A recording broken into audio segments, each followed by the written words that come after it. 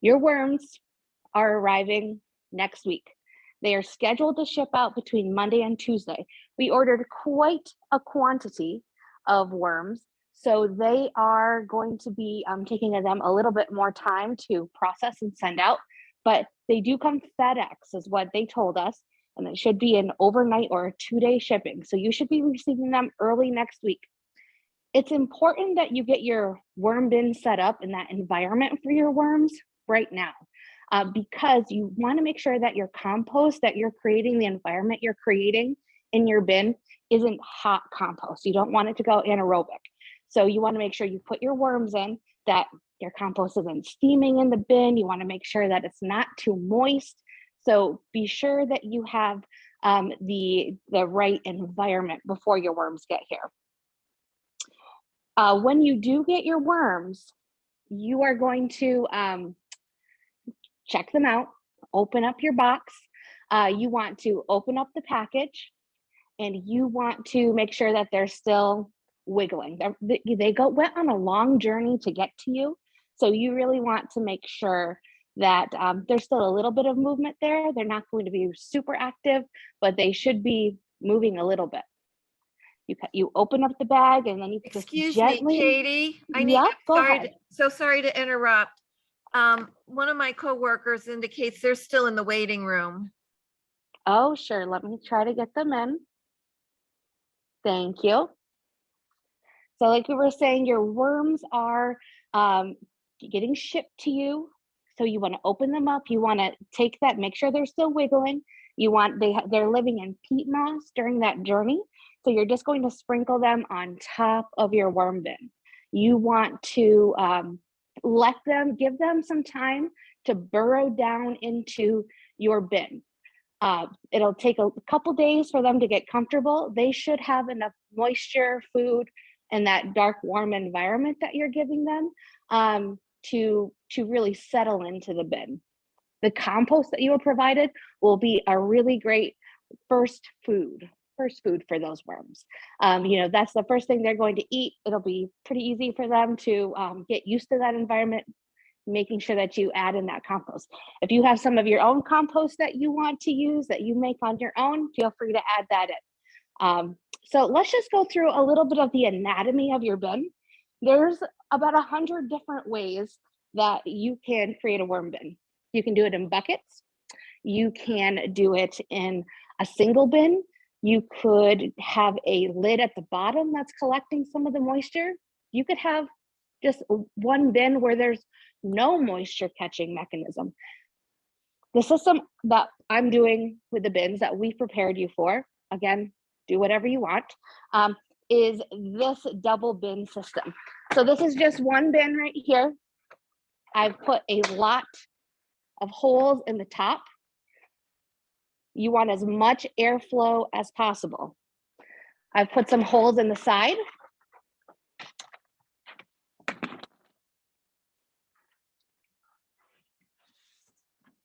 And I put a lot of holes in the bottom. Now, why didn't I put the holes right in the middle? Because it might be hard to see, but the middle piece is raised in these totes. So the water is going to naturally drain off to the sides. So that's why I'm putting the holes just around the outside. That water is going to naturally come down towards the sides of the bin. So that's my plan. Now, you can just drop this right into your second bin. If you feel like you're collecting a lot of moisture, maybe you added in a little too much water to your mixture, and you feel like you want to raise this up a little bit, take a couple 2x4s, little small chunks and pieces, and put them in the bottom here of your second tote. You can just put them in the corners. And then as you set your second tote inside of your bottom tote, it'll stay raised up. That'll just give you a little bit more airflow in the bottom and allow you to collect some of that moisture. So hopefully you've all started working on layering your bins. So you know that you have a couple tools and elements that you need to add. I'm very lucky I have a new videographer today. here in the Lewis County Extension Office. So this is Shauna's first time running our gimbal, which I think she's doing a good job. But if you need to see something, just unmute and let me know. So I have a couple things here. I have a bin that has your compost in it. Compost is naturally pretty moist. So you're gonna have a lot of good water content already right in here. I had some potting soil that was already opened. Worms do like a little bit of that grit to help them digest their food. So I added in a little bit of potting soil also. I'm just mixing it up. You don't want it to be wet. You just want things to be damp. But you were also given a spray bottle. So if you feel like you need a little bit going on in there, that spray bottle is a really good tool just to keep things damp. So really what you want to start doing is you want to start layering into your worm bin. What I'll do is I'll add some of this compost and potting soil mixture. I'll do a pretty good layer just of this, breaking up any big chunks. And some people are much better than me. They actually go through the compost and they sift or sort out any of the big sticks that you might find. They end up using those, you can use them for mulch or somewhere else. I'm not that good. So I am just putting in a pretty good layer. Now there's something else that I told you to collect, which was paper, cardboard. I went and raided the shredder here at the office. So I have some shredded paper sitting in water. Again, I don't want it to go in wet. So I'm gonna do a layer of water. I also have some compostable takeout containers. So I'm just gonna shred those up, get them nice and damp. I'm gonna take some of this paper. I wanna wring it out because I don't want it wet, wet, wet in there. I'm gonna wring it out. And I'm just going to layer it in. Ooh, making a mess.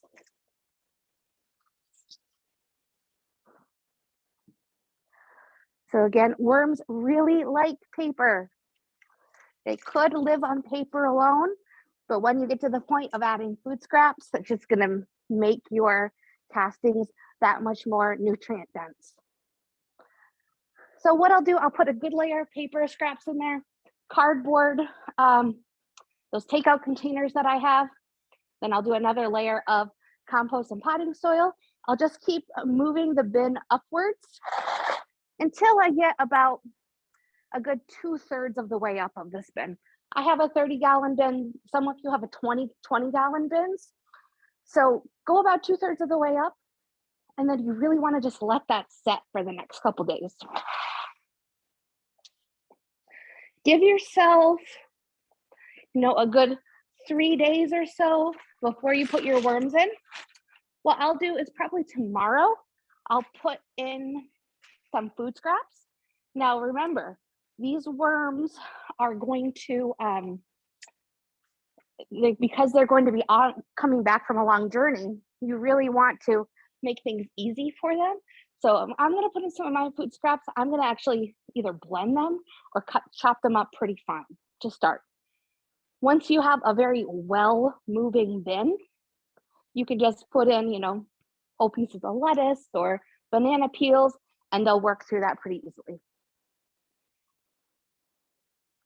What other questions do you have about building, maintaining your bins? I'll also know you're getting 1,000 worms. You're getting 1 pound of worms. So those 1 pound of worms, they're gonna need about, once they get to a pretty mature phase, in a couple weeks or so, about a month, they're gonna need about 3.5 pounds of food a week. Usually plan once a week to feed your worms. You want to put them on one side of the bin, put your food in one side of the bin. So once this is up pretty high, what I might also do just to keep a pretty moist environment, I'll take some newspaper, keep it whole, put it, make it damp and leave it just on top of my bin, a nice one layer of newspaper. I'll lift up that newspaper and I'll dig in just a little bit and I'll put in my food scraps, cover everything back up, and the worms will move from one end of the bin to the other to come get your food scraps. Rotate that once a week. All right, Sean, I'm gonna help Shauna with the gimbal really quick, but while if you have questions, feel free to Katie? unmute. Yes. Katie, I'm wondering how much fluid we're expecting to collect under there. It depends on how moist you keep your bin. You do not need a lot of water in that bin. So just make sure it's a damp environment, not a wet or a moist environment. You shouldn't collect very much. You know, if you have a healthy worm bin and you're not overwatering it, you shouldn't have much collection at all. Also, things to know, your worm bin shouldn't stink. When you put in your veg scraps, your coffee filters, your coffee grounds, tea, tea bags, you don't want to put meat or dairy in there or anything with a whole lot of fat in it. That's what's going to make your bin stink. So make sure that it has a pretty neutral scent. If you start smelling something, start troubleshooting. Katie, this is Sue. In one of the videos, they indicated not to add citrus because that would you develop fruit flies, but they said bananas were okay. And I find the bananas are a source of fruit flies. So you have an answer for that? Yeah, so one of the things that you can do is actually keep your compost in the freezer. That will help cut down on any fruit flies or any other flying gnats or anything that might want to collect around fruit that's decomposing. So citrus is really about the acid content. You don't want anything too acidic. They even say onions, don't put a ton of onions in because that'll contribute to a kind of a poor scent and throw your bin off a little bit. So limited onions, keep away from citrus. Bananas, we know fruit flies love. So keep your compost. I know we have those cute little bins that say compost on them. We can put them on our counters or under our sink. But freezing your compost before you put it in your worm bin is a good rule of thumb to keep any sort of fruit flies away. Great, thank you. Yep.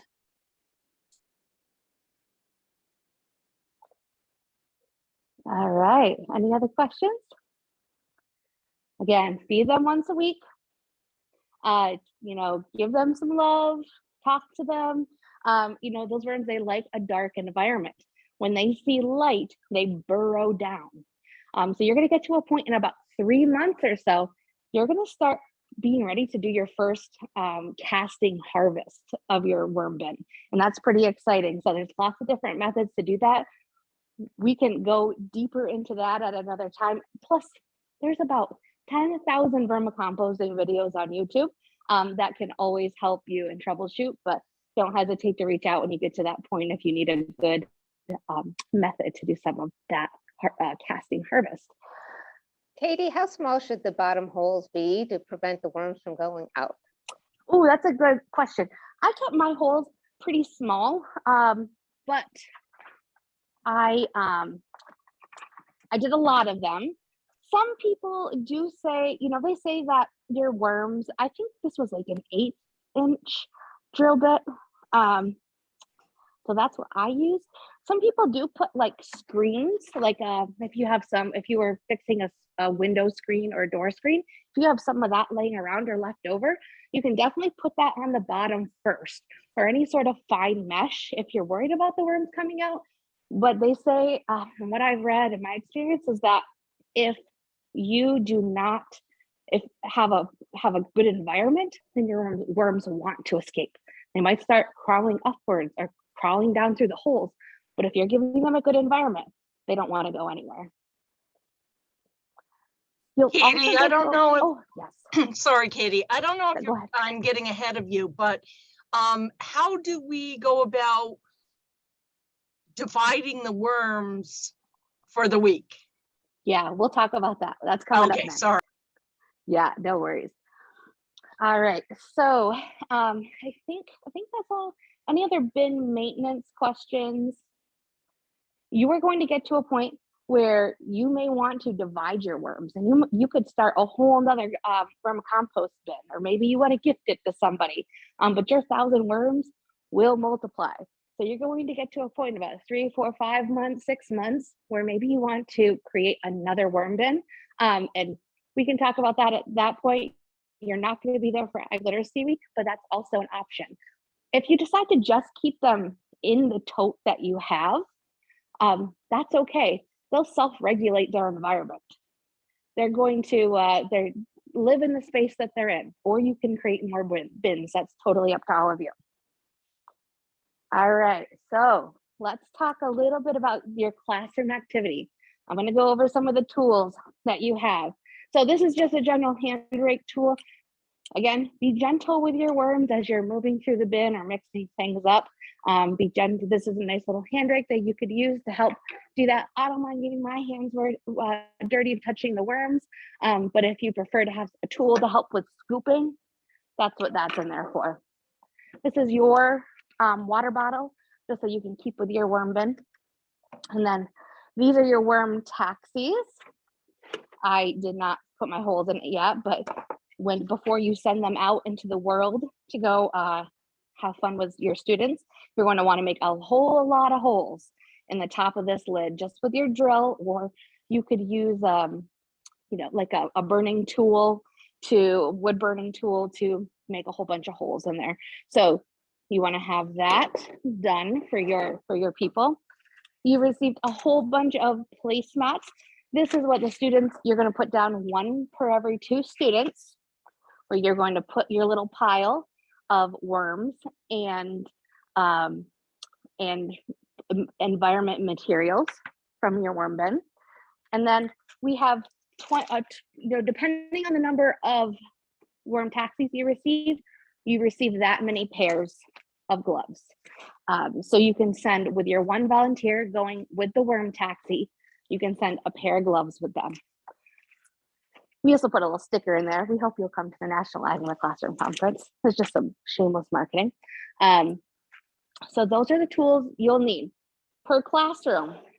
Remember, per classroom you go to visit: worm taxi, placemats, gloves, and your book, of course. Those are the tools you'll be bringing into the classroom. I've had lots of inquiries about the worm taxis.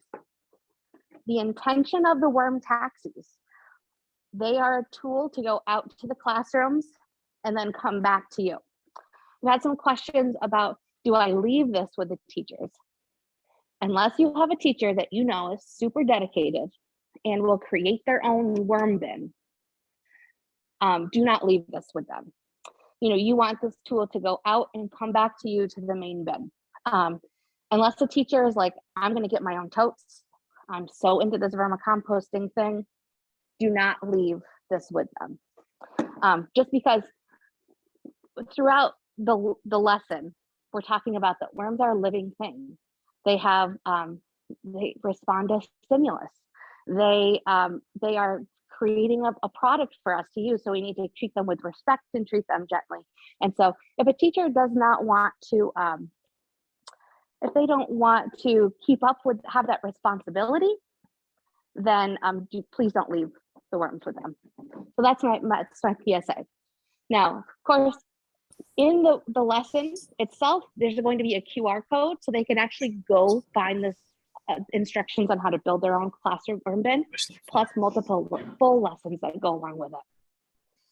Katie, can I just comment? Yeah, this is Sue again. I emailed all my teachers. I don't have a lot of classrooms this year, but I told them, the worm bin can be left behind if they desired it. And I told them what was involved, that they would have to be fed, and I had extra lids, so I kind of made a bottom and for them. So they have a whole kit. And none of the teachers said they did not want them. They all wanted to keep. In fact, I heard from some of them that were super excited about it. So, well, that's awesome. Oh, I think that worms are a beautiful addition to any classroom. Any teacher that has worms in their classroom, they say they just want to continue to have them. So I think that it's great. I will share out directly that the lesson that we have, so they can create a small version, because they're only going to have a small amount of worms in this worm taxi. So we actually have a recycling styrofoam cooler worm bin that works super well, takes up not a whole lot of space for a teacher, and is a great first environment to take this amount of worms and then transfer it to those little styrofoam coolers.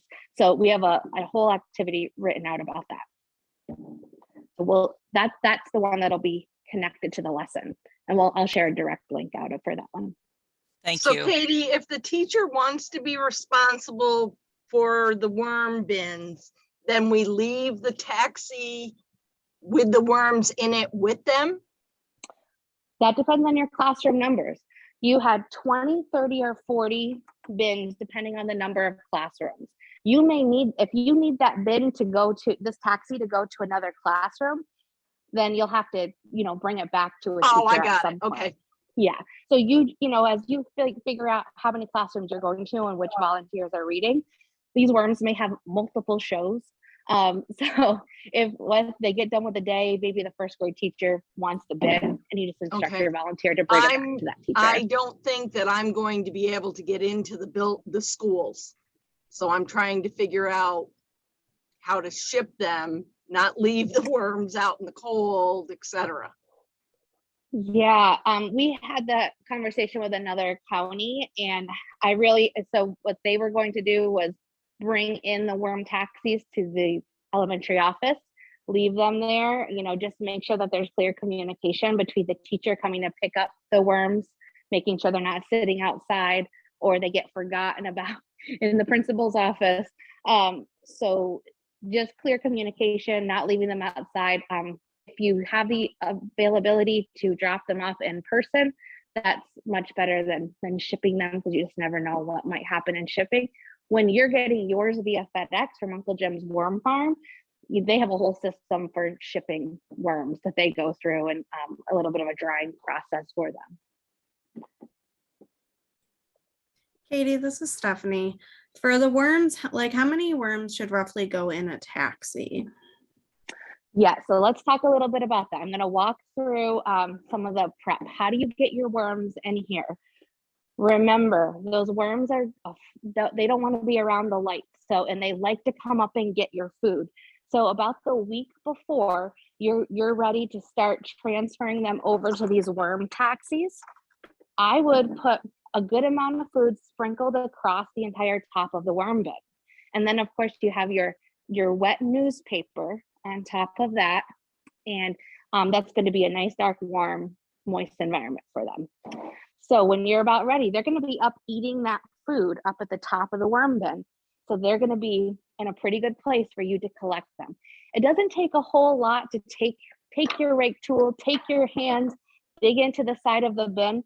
And if you just pull out a good handful and start filling up these taxis, I would put 3 to 4 handfuls into this taxi. That should be more than enough worms for a classroom of 20 to 30 students.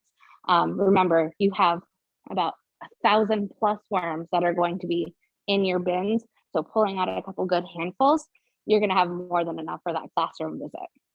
Now, you also want one of the other pieces that we're talking about in this lesson. You're talking about 2 things in your activity. You're talking about the worm environment, and then you're talking about your worm observations. So that environment is going to be really important, because your volunteer, when they do this activity, they're going to open up the top of the worm bin, and they're going to start pulling out elements from when it would be in this taxi. So you're going to pull out food scraps and show the students the food scraps. You're going to pull out any castings that are in there, compost, potting soil. They're going to see the paper shreds or the cardboard. They're going to see all those elements that make up the worm's living environment. And they can identify what those feel like, if there's a smell, and they're going to just understand what a worm needs to live. So that's objective number 1 in this lesson. You're just sharing how a worm lives. So it's very important when you split up into your taxis that you have some of those elements in. Make sure there's some compost in there. Make sure some food scraps get put in there. Of course, those worms are going to continue to eat those food scraps. So that's their sustenance. So just make sure all those elements that are in your big bin get transferred over to your small bin. That'll keep them, I mean, 5 days or so, they should be more than fine being transported around, as long as they don't get too cold or too hot, get put, under the foot heaters in the car. Just keep them in a good temperate environment. 50 to 70 degrees is great for them. And then they should be totally fine in here 5-6 days. If you were Yep. to leave your worm taxi like with your classroom, I know you had talked about like the styrofoam cooler, like roughly how big of a gallon kind of environment to start with, only like 3 or 4 handfuls of worms? You don't need a whole lot. So you're saying you want to leave your worm taxi with your classroom.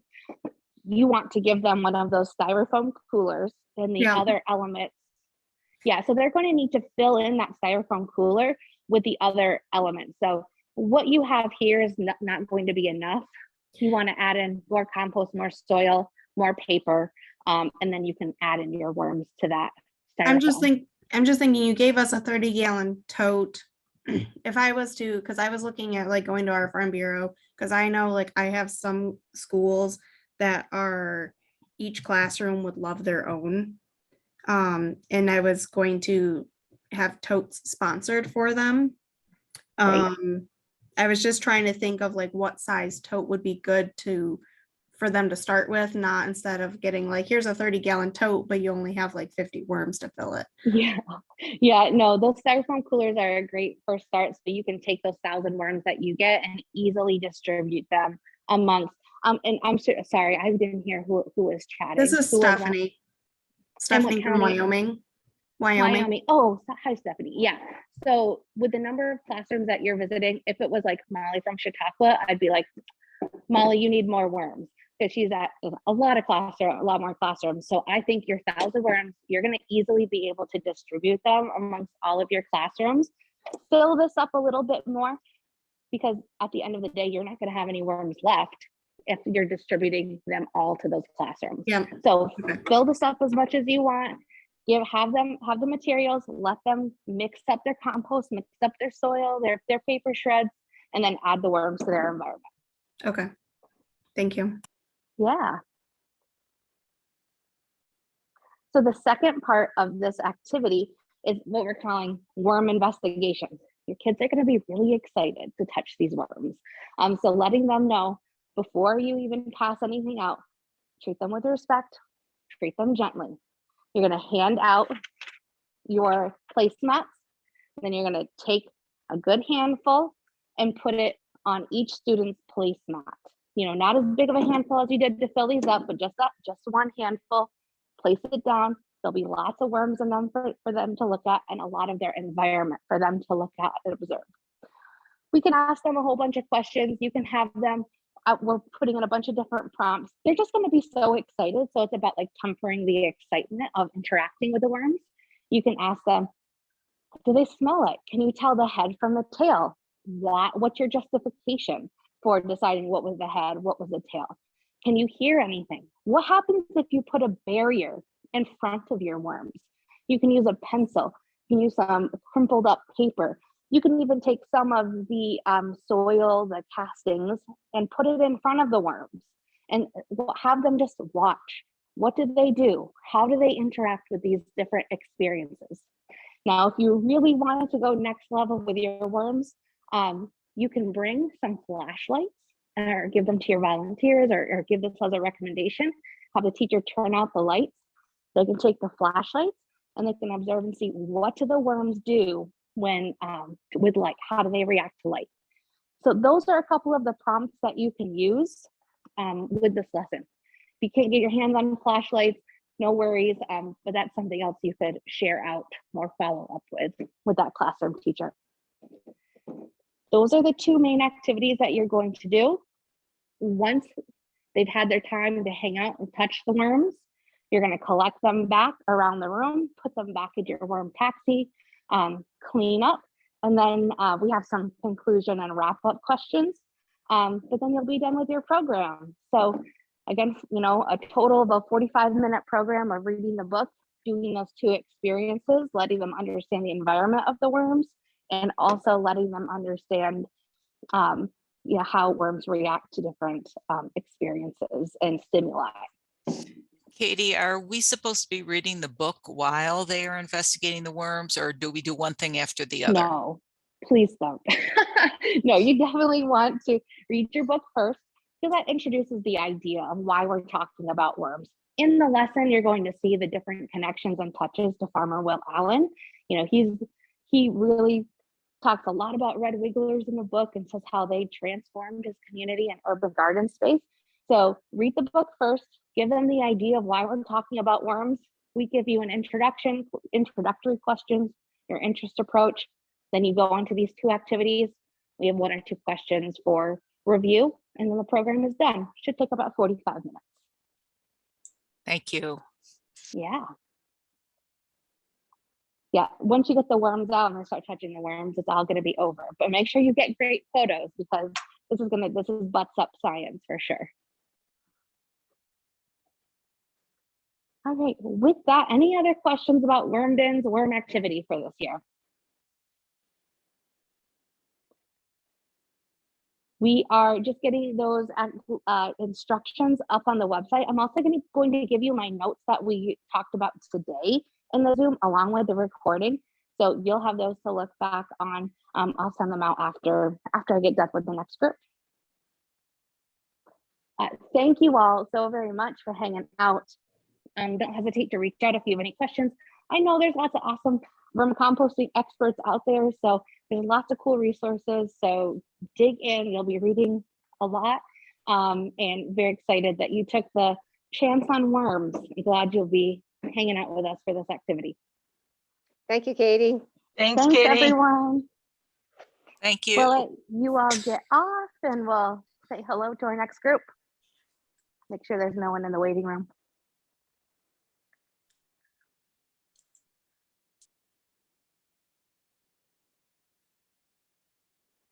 All right, hi everyone. I'm just gonna switch over my notes.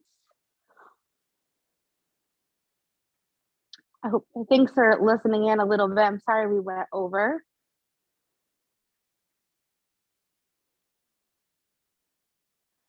Good to see you all. So we have my friend Shauna. She is this is her first time with our gimbal today. You have chosen the path of least resistance. So while the other group is going to be digging in pretty hard with building their own worm bin, keeping some worms alive for the next month and more, you have a pretty self-contained activity that we are going to be doing with your classrooms. So, but it's also equally as fun and engaging and interesting. So we are going to be talking about the vermicomposting castings and potting soil planting activity. What should you have received in your mailing? You need all 4 parts of your seed tray. This is the part you put inside. Then you have your little lid, and you have your vent. You have to stick your vent on. So you have this contained piece. For every classroom, you should have one of these. You should have worm castings, a bag here, and you should have your bag of potting soil. So you should have about 6 ounces of worm castings, and you should have about 16 ounces, 2 cups of potting soil. So I'm just going to help Shauna real quick with the gimbal.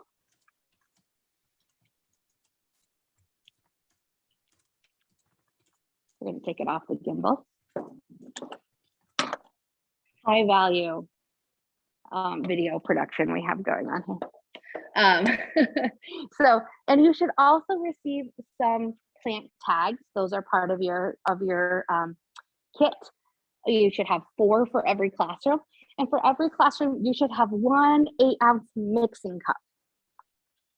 So those are the items you should have. Now remember, I told you, This has been a pretty expensive project to do this year. So we just, between buying seeds and having the manpower to split up bulk seeds for about 1,800 classrooms for this, we just didn't have the capacity to do it. So I apologize.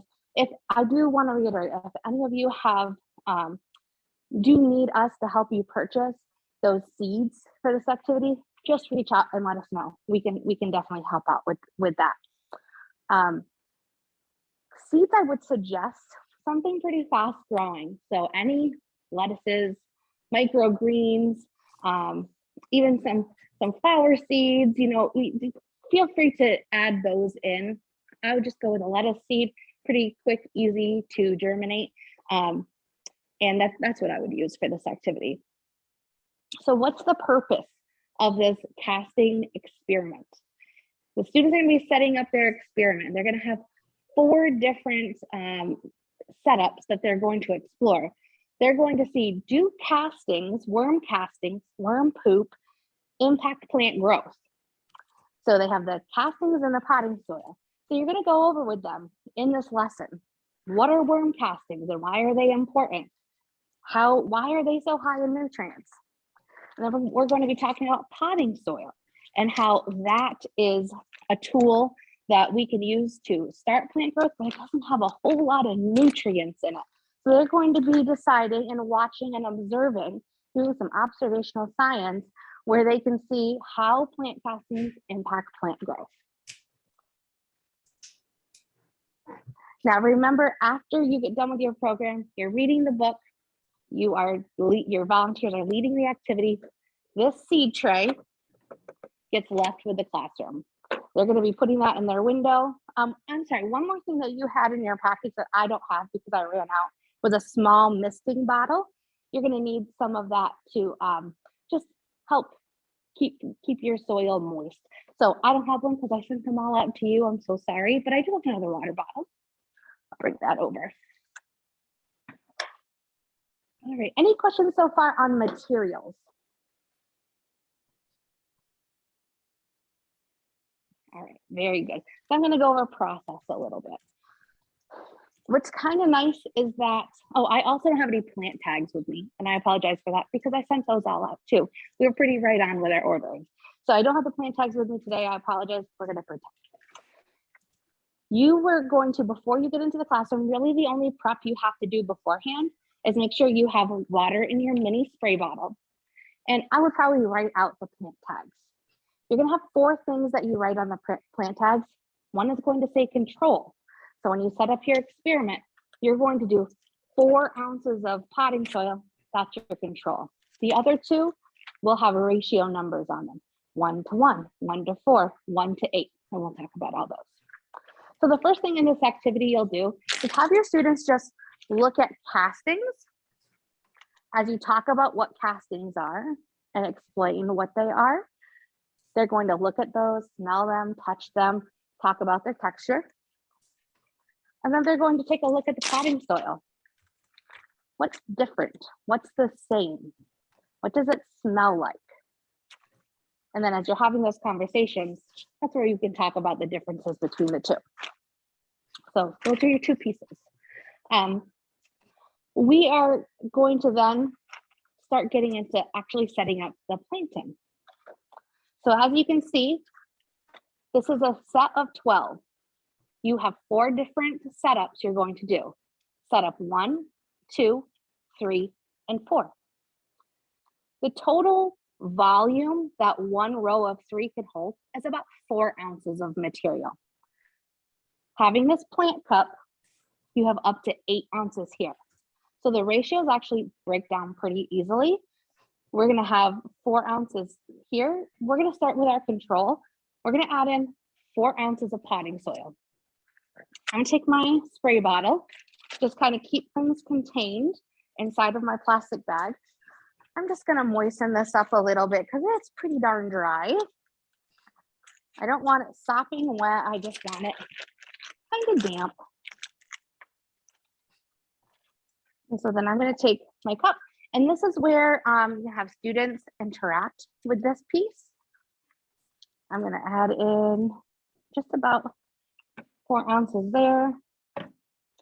Pack it down just a little bit, add a little bit more. Have them come up and help with this piece. They're gonna like being able to put the soil in. This is part number 1.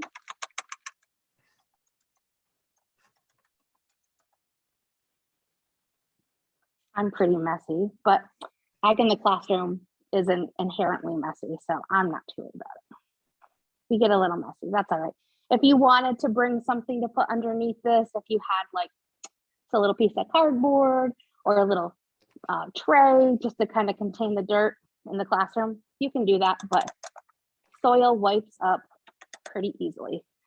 So, all right, there we go. I've added in my control. Remember, this is all potting soil, 4 ounces of potting soil. What I might do now, I would have one of the students move a little bit of the soil aside. I'd probably have another student sprinkle some seeds in, cover those seeds up, spray it a little bit more, and then put in your plant tag that says control, the C, control. All right, so now we start working on our ratios. We're working on our fractions here. And with our youngest students, you can just say, you know, this one that we're working on next has the most castings in it. And our next setup will have less castings in it. And our final setup is going to have the smallest amount of worm castings. For your older students, you can definitely talk about those fractions and those ratios. So next we have a 50-50 mix, 50% castings, 50% potting soil.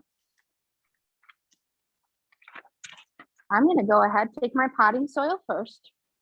So if I'm doing 50-50, I want 2 ounces of potting soil in.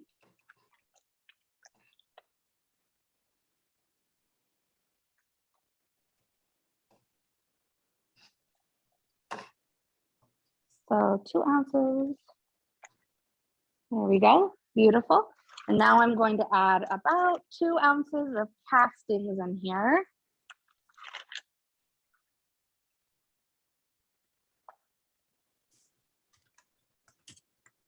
Almost to 4 ounces there. Add in just another little scoop. If you wanted to bring little Dixie cups, you definitely could to help those little hands manipulate. So here we go. We have 4 ounces total, 50-50. I'm just going to use, I can use this little tool to mix it up. Mixing it all up in there. Now we go ahead and just put it right inside this little seed starting tool.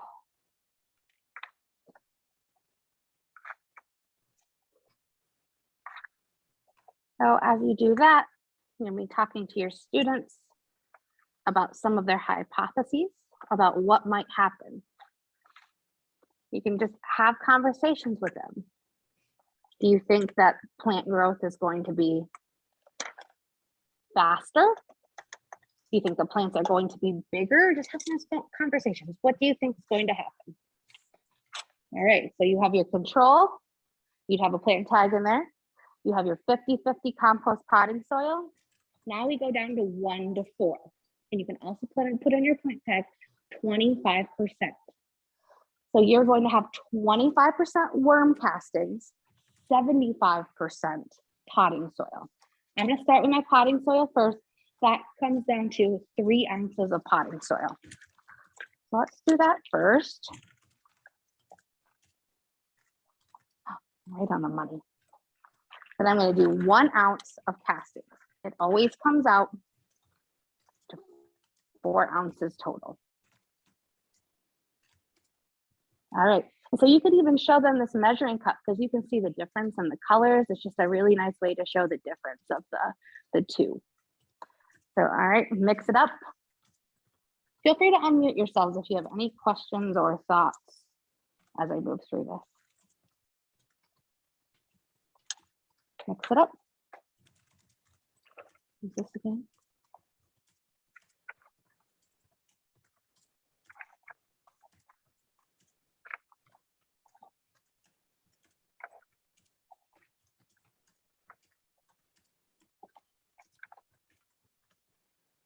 There we go. All right, so we would add our seeds. We would give it a little spray, and then we move on to our last setup. So this is 12.5% castings. It's a 1:8 ratio. So that comes down to only a 1/2 ounce of castings. So you want 3.5 ounces of potting soil. So I'm going to do that next.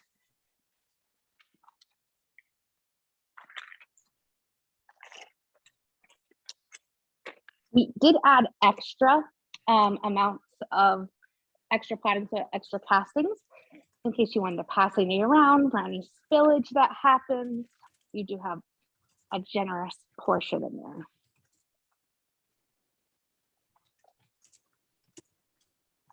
I mean, if you wanted to be like super extra and have things really done like more so ahead of time, you can take sandwich baggies and you could have these pre-portioned out if you wanted to do that, but not necessary because kids are gonna be really excited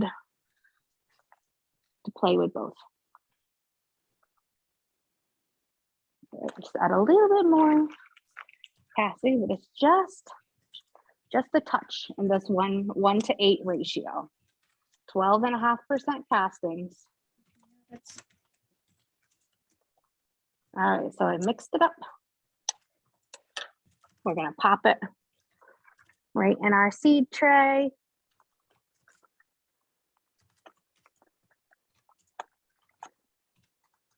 Again, I'm just going quickly. Okay, beautiful. Put in our seeds, spray the top, put in our plant tag, pop the top on. Give it a little bit of airflow through there. It's gonna stay nice and warm. Put it in a classroom window.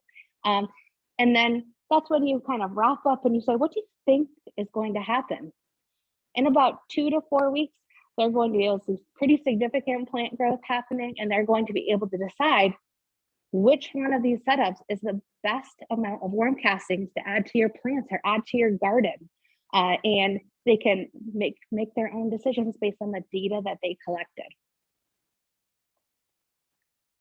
So in this lesson setup, you're going to receive that interest approach. What are some questions to get your students thinking? You're going to have the instructions on how to set up your plant tags, how much to add in each one of these rows. And you're also going to have some follow-up questions that your volunteers can use to wrap up the experience. This is also a pretty self-contained opportunity if you have to do virtual programming or can't go into classrooms. This is a really nice kit and instructions just to leave with the teacher so that they could facilitate this experience also. Maybe in your county, just throwing it out there, maybe you want to do some photo contests. Maybe you want them to send in photos, even send in their measurements and collect some data on all the schools in your counties or classrooms, and then say, X school had the most plant growth, had the tallest plants. How you could just do something fun to share out the results. Add an element of competition is always fun. What questions do you have on this activity? Or about Ag Literacy Week in general? I'm gonna check the chat. Right. Well, very good. These will be up in your inbox and on the coordinator login pretty soon. Within a day, today's Friday, it'll probably be up Monday, but I'll definitely send a note out when these are ready to go. And you can go download those and put them with your classroom kits. Of course, you have your books. I didn't mention to the other group, but I'll mention to you, we have 2 videos coming. One of somebody reading the book, similar to what we had last year. If you can't get a volunteer in there, but still want a classroom that wants the program, send them the video link, plus the activity materials in the book. We also have a video coming of a larger scale worm composting farm that's over in Washington County. So they'll get to see the inside workings of a large scale compost operation. Great, well, very good. Hey, thanks so much for spending some time with us today. We appreciate you, everything that you do to support your students in Ag Literacy Week. If you need anything at all, don't hesitate to reach out. All right, thanks everyone. Bye.